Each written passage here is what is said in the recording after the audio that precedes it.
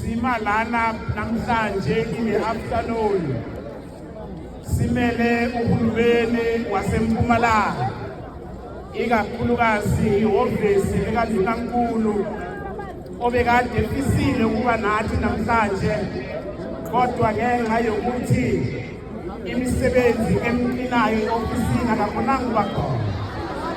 Uyasidakelwa lo uhulumeni loyo. Uyasidakelwa ke lo uhulumeni. Ngaleyo ndlela leyo sithanda ukuthi siqolisele ihhovisi lakhe.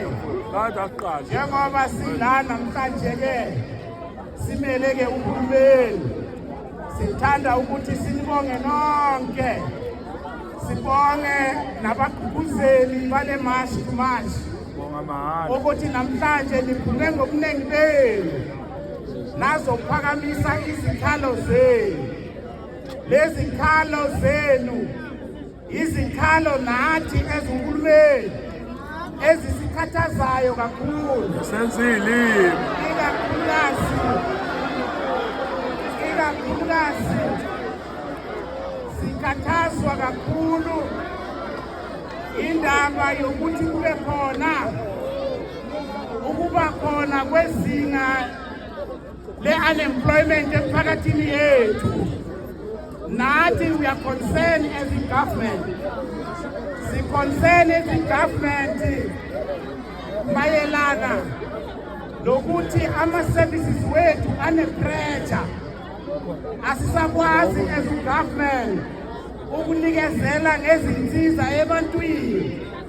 Manje lawo ama-concern ugovernment anawo ngenhlalo yabantu bakithi. Manje siyakholelwa ukuthi uma siyosebenzisana sonke sizokwazi ukuthi sizinqobe lezi nkinga esibhekene nazo. Sizokwenza isiqiniseko sokuthi yonke imithetho ekhona iyaqiniswa. Ama-law enforcement agencies wethu kumele ukuthi enze isiqiniseko sokuthi imithetho yalelizwe iyalandelwa. Imithetho yalelizwe iya-implementwa including i-Immigration Act.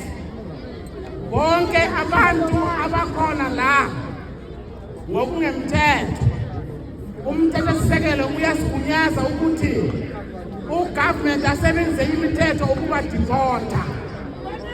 Sizokwenza lokho uma sisebenza nani. Kumele sisebenze sonke.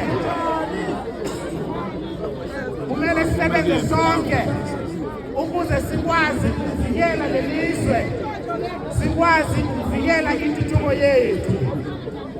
Ngaleyo ndlela leyo-ke siyabonga ukuthi le mashi yethu kube imashi e-peaceful, kube imashi e-lawful, kube imashi enobuntu.